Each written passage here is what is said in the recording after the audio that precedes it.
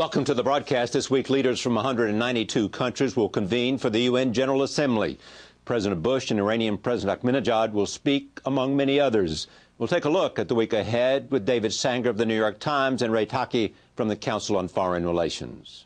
He's at a difficult point in his presidency here, where he has, in the second term, decided that we are going to, as a nation, use the United Nations as our main vehicle for solving these the toughest problems around.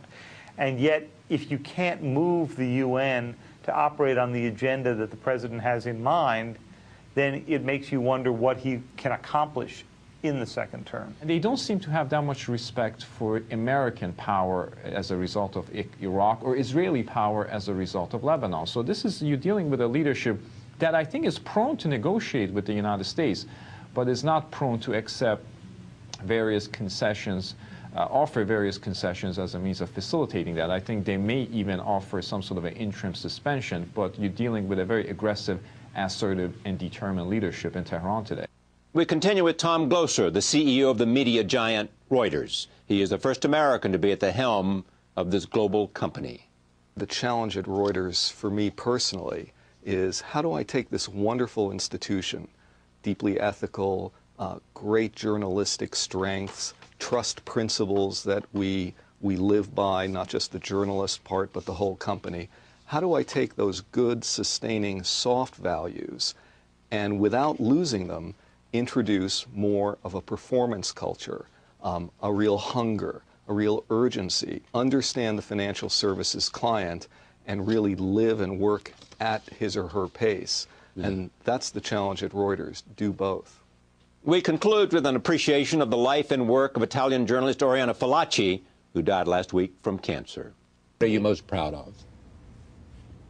Several things. My honesty, my guts, if you want, which is recognized, and my independence of judgment, because I have never done, I have never written something without something that would not be the result of a choice that I thought it was a fair choice, a right choice, without being intimidated by anybody. World leaders at the United Nations, Tom Glocer, and remembering a courageous journalist when we continue. Funding for Charlie Rose has been provided by the following. For every drop of yourself you give, get every drop back. We offer over 80 ways to hydrate, energize, nourish, relax, or enjoy every drop of life. Charlie Rose on PBS is brought to you in part by J.P. Morgan Chase, providing financial services and solutions to more than 30 million consumers, institutions, corporations, and governments worldwide. Additional funding for Charlie Rose was also provided by these funders.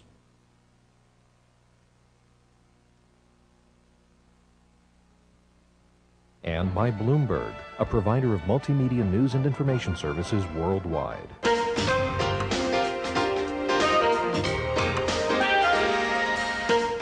From our studios in New York City, this is Charlie Rose.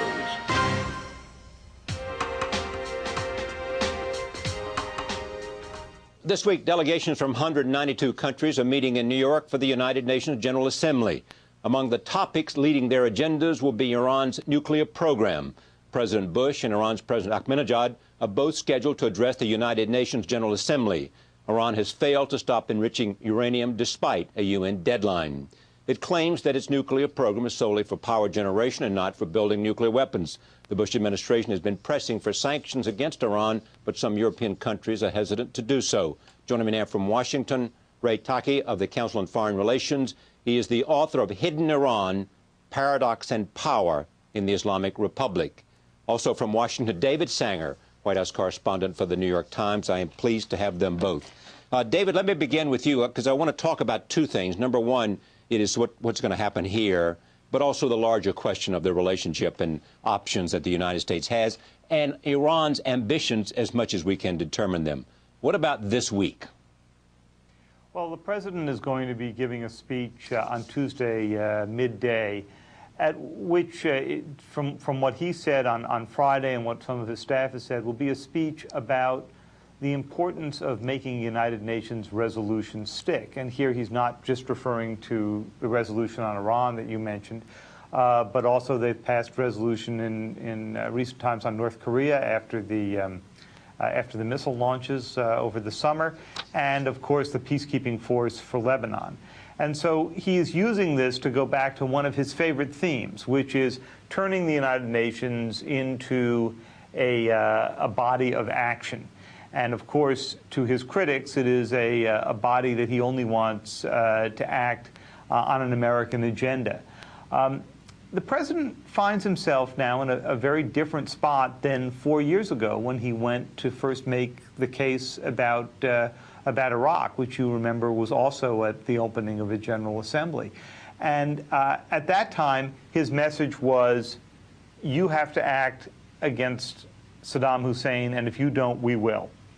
This time, the message is quite different. It is, you have to act because that is, the civilized world depends on it, and he is leaving vague what it is the United States would or would not do if he doesn't get the kind of sanctions, the kind of action that he has in mind. He told David Ignatius last week that if he had a chance to communicate directly with the Iranian people, he would say, I would say to the Iranian people, we respect your history, we respect your culture, we admire the entrepreneurial skills of your people. I would say to the Iranian people that I recognize the importance of your sovereignty, that you're a proud nation, and you want to have a positive future for your citizens. In terms of the nuclear issue, I understand that you believe it is in your interest, your sovereign interest, and your sovereign right to have nuclear power. I understand that, but I would also say to the Iranian people, there are deep concerns about the intentions of some in your government who would use knowledge gained from a civilian nuclear power industry to develop a weapon that could threaten the United States. He finally says, I would say to the Iranian people that I would want to work for a solution to meeting your rightful desires to have civilian nuclear power. I would tell the Iranian people that we have no desire for conflict. Before I go to Ray, who wrote that? And I mean, where does that, is that suggestive? I don't think they could have said it any better, could he? I mean, in terms of trying to communicate with Iran that they wanted to find a way to have a relationship and that they respected them, they had some sense of their esteem. Now, this is words in an interview, but do we make anything new from it? Well, for 6 years, Charlie, the administration has attempted to split the Iranian government from its people and has basically made the same argument you just laid out, which is we have great respect for the people, we just can't abide by your government. Unfortunately, for the past 6 years, this has not resonated, or at least it has not resonated the way they hoped it would. They hoped that over time it would generate more opposition to the government. And they hoped that over time it would generate a sense that the nuclear program, however important to national pride, wasn't worth the cost in being isolated from the rest of the world. But at this point, I think many Iranians, most Iranians, want to move forward with the nuclear program. That doesn't necessarily mean they want to have a nuclear weapon, but they certainly want to show that they can generate their own electricity on their own terms without having to depend on other countries, and perhaps to have the kind of surge capacity that would enable them to build a weapon should events in the world later on lead them to desire one. And that's the administration's fear here. I don't think that many people I speak to in the White House are concerned that the Iranians are seeking right out to build an arsenal the way the North Koreans have. I think their biggest fear is that they want to build a capability so they could put together that arsenal very quickly if they ever needed to. Ray, tell me what you think the Iranian president wants to accomplish at the United Nations, because I've been told, I'm not sure how reliable, but that he had professed some interest in traveling around America. Yes, he did. I think some of that is competition with the previous former Iranian president that was here and was given a favorable reception, so he wanted to travel beyond New York. That's unlikely to happen. If you try to predict what Ahmadinejad is going to say, the past is prologue in the sense that almost all his speeches on international relations tend to touch on three themes: Iran's national rights, Iran's Islamic heritage, and of course its revolutionary values. So it's likely to be an assertive speech in terms of the rights of the third world countries to have access to nuclear technology, and the attempts by the great powers, imperial powers, to deny them that rights. Is likely to also touch on the themes of how Muslim community is being increasingly oppressed by the Western bloc as such, in terms of denying them the necessary technology for economic modernization and political advancement. Do you expect they'll find a responsive audience at the United Nations? I suspect among some of the developing countries against the non-aligned community, there will be some reception to the message of nuclear apartheid in terms of the rights of the developing world against the capitalist powers, and there's sort of a north-south message that is coming out of the non-aligned community meeting in Havana as Ahmadinejad and Hugo Chavez and others are addressing that plenary. But in terms of the larger Western community, it's unlikely that he can allay some of the concerns regarding Iran's nuclear ambitions and some of the things that David will say, namely creation of an infrastructure that gives Iran a surge capacity to have a weapons program when it chooses. How do you measure Ahmadinejad's popularity in Iran today?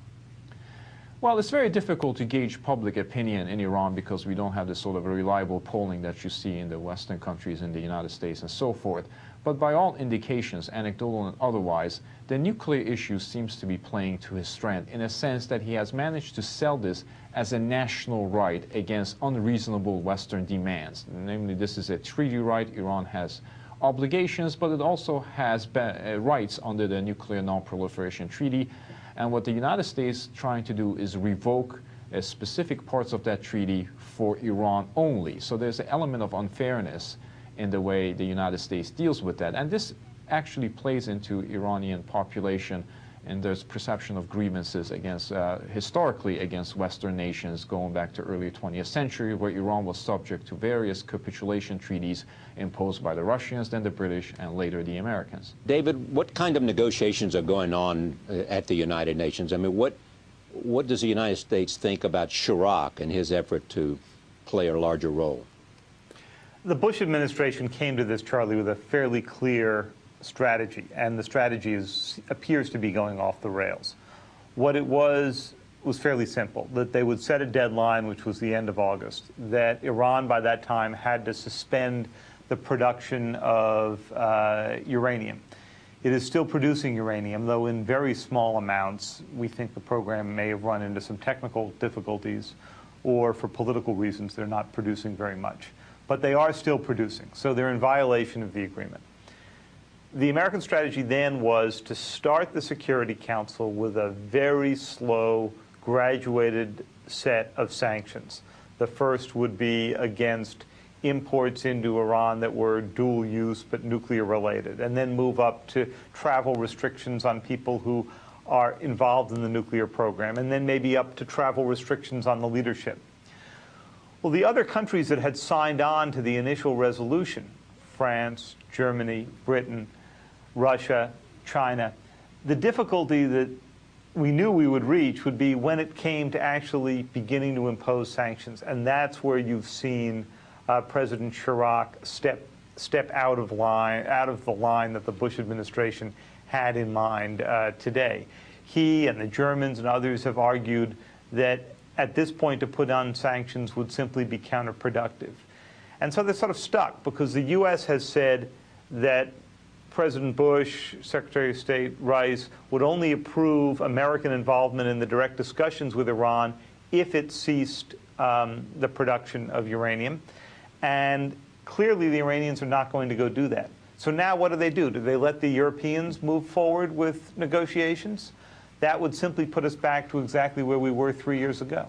And they also want to make the argument constantly that, as they did with Iraq, that nobody's paying attention to UN resolutions, and how awful is that? That's right. And I think you're going to see that as the focal point of the president's speech tomorrow. I would be surprised if he went into great detail about Iran, but I think that he will go into some detail about the importance of enforcing UN resolutions. And, you know, he's at a difficult point in his presidency here, where he has, in the second term, decided that we are going to, as a nation, use the United Nations as our main vehicle for solving these the toughest problems around. And yet, if you can't move the UN to operate on the agenda that the president has in mind, then it makes you wonder what he can accomplish in the second term. Before I go back to Ray, let me both of you. There is also always the question about would the United States invade Iran. The argument always is that it's an option that is still on the table. Then it's now, you see a lot of this notion, people who say it is a military option and that you could do great damage, but the aftermath would be worse than Iran having a nuclear weapon. Can you speak to how the administration thinks about that? You know, the administration will not talk very much, even on off-the-record or background basis, about how they weigh those two. But, Charlie, you've identified just what the trade-off is here. What's worse, the reaction to a week or two bombing campaign that was intended to set back, not eliminate, but set back the nuclear program, or living at some point down the road with an Iran that is nuclear armed? And the president said again last week that it was unimaginable that you could have a situation in a volatile Middle East where Iran came in with the world's knowledge that it was a nuclear power. But nobody has solved this problem of how you would manage the reaction. Manage it in Iraq, where Iran could do us great damage. Manage it in Lebanon, where I think it was fairly clear that Hezbollah, perhaps acting on Iran's behalf, perhaps not, can do great damage to one of our leading allies. So the administration is somewhat stuck here. And then you've got the military saying, you know, folks, we have our hands full in Iraq at this point, so don't even imagine opening up a new front here, because while we could do the bombing, we were stretched way too thin on handling the aftermath. Okay, and looking at the experience in Iraq. The experience in Iraq is quite sobering for this, and it raises the question, which nobody in the administration wants to take on: did we do the axis of evil in the right order?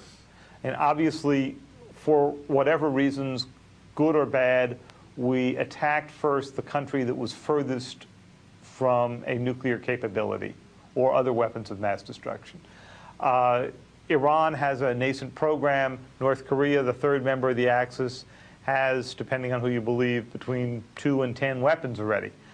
We started with the country that didn't have the weapons, and it ended up setting the rules for how you deal with the other two that do have the weapons or have the programs.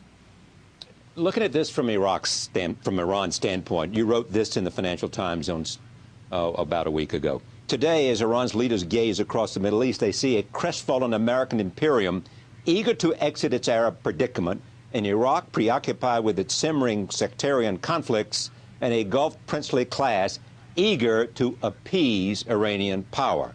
As with China, Iran sees itself as a leading regional power that is key to the Middle East conflicts. There can be a solution to neither Iraq's civil war nor the chaos in Lebanon without active Iranian participation. As such, the guardians of the theocracy no longer feel compelled to offer concessions for the sake of U.S. participation or European munificence. So Iran thinks that they are holding a very good card, don't they?